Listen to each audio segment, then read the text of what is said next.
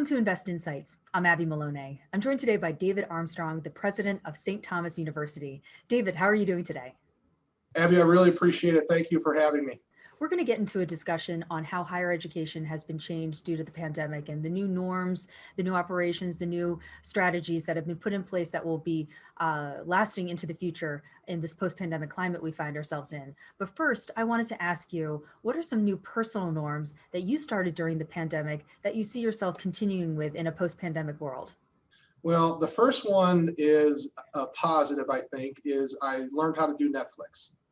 And so I know that was very popular, especially with the younger crowd. Yes. Never used it before, and now finding some great shows on Netflix. So that's the one positive. Although I'm a real good binger, so like I could lose a whole weekend.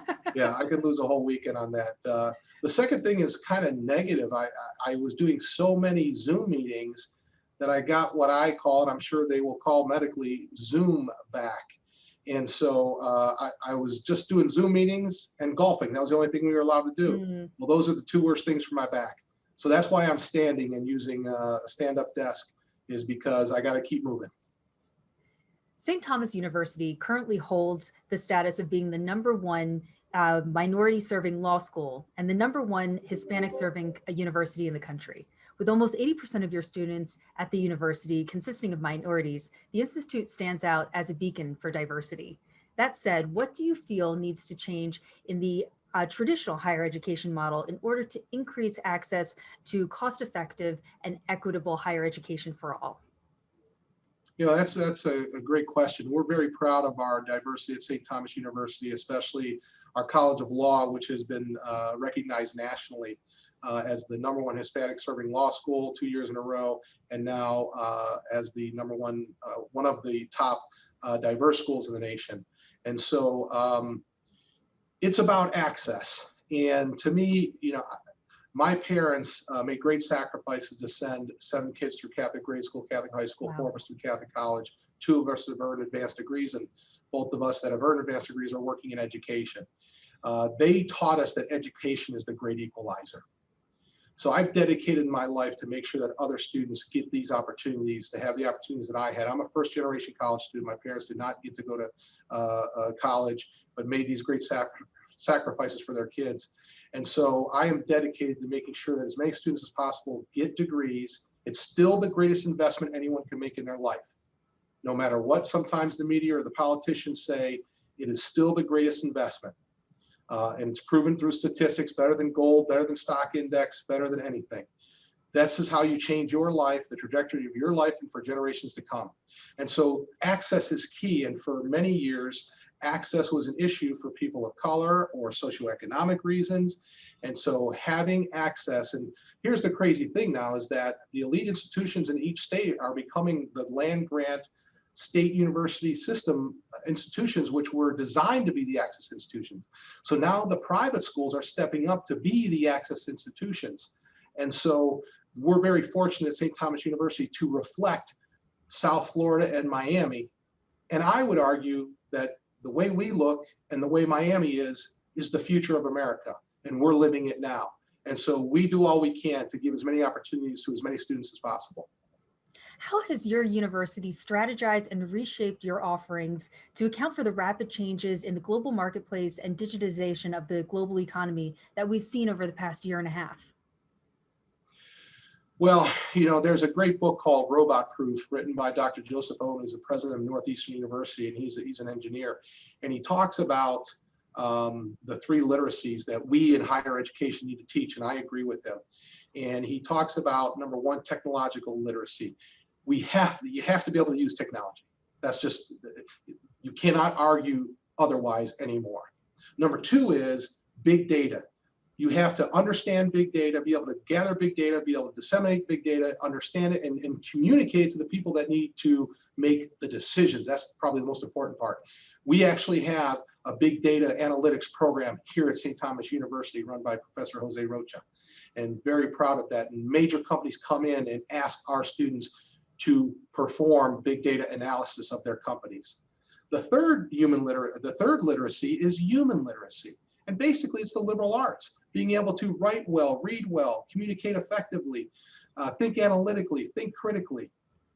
We still need to be able to teach those programs. And so English and art and history and theology and philosophy.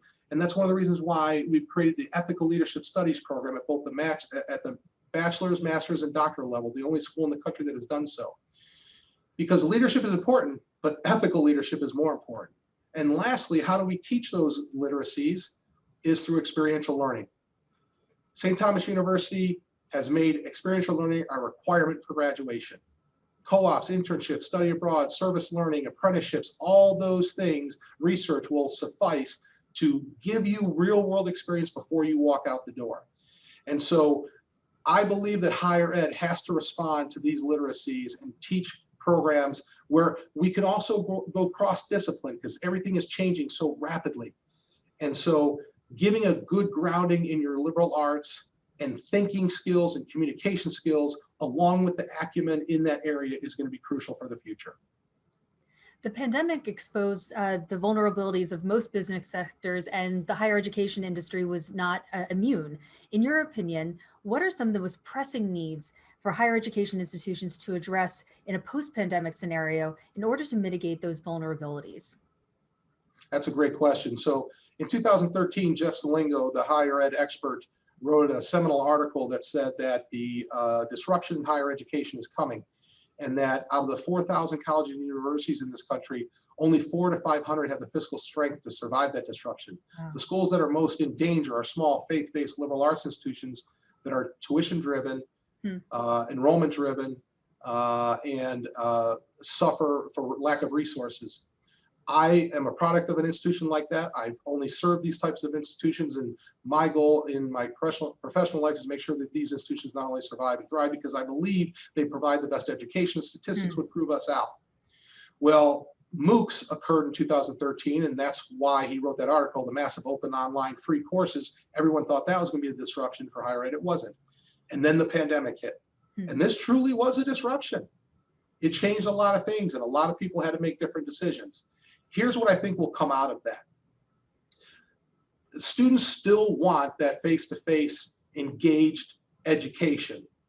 But at the same time, we in higher ed are gonna have to do more to be more flexible, to individualize that education for those people who are in different situations. For example, our College of Law students, when I first got here, I said, I wanna provide an online law degree. And I got big pushback. After the pandemic, now there's big support for that. Sure. Because a lot of our students believe that they needed that, they appreciated the flexibility that they had so that they can do more with their internships or their work life and still get their degree. And I think you have an online population, you have a face-to-face population. I think there's now going to be a track in between where people want to do the face-to-face and the activities and all those things, but still have some flexibility, whether it's virtual or online, to really customize their education. And with all that you just described, this new landscape that we find ourselves in, what's next for St. Thomas University and the higher education industry overall? Well, at St. Thomas University, we have a wonderful new strategic plan, Limitless 2020 to 2025. And we have 3 goals in that Limitless strategic plan. Number 1 is limitless devotion. We are a Catholic university, an Archdiocesan university. Our main focus is the faith formation and quality education for our students. Number 2 is limitless opportunities. We want to give as many opportunities as possible, academically, co-curricular, and extracurricular, for our students to be the best person they can be. The education of mind, body, and spirit, and making great citizens for our country and the world.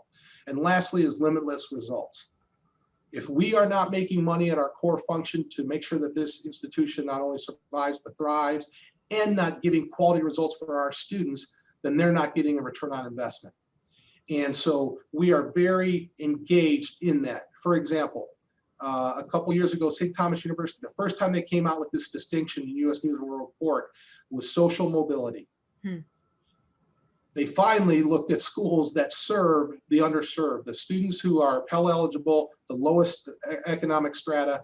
And the first time they came out with that study, St. Thomas University in Miami, Florida was #1 in the South for students' social mobility. What that means is graduating those students who are Pell eligible, and then 10 years looking in on what they are making and what they are doing, and the increase of taking them from the lowest financial strata to the higher financial stratus. St. Thomas University was number one, and we are going to continue that social mobility for our students. It's what this country needs, it's what the world needs. And I think in the end, all of higher ed, we have to be aware of that as we move forward, is that if we lift everyone, we will have a better country and a better world. Well, thank you again. That's David Armstrong, the president of St. Thomas University. My name is Abby Melone, and you've been watching Invest Insights. Dave, thank you again. It was my pleasure. God bless you. Go Bobcats. Hey everyone, don't forget to like this video and subscribe to our channel so that you can stay up to date on the latest business trends from our knowledgeable experts. Be sure to check out the description below for more information on the segment you just watched. Thanks for tuning in.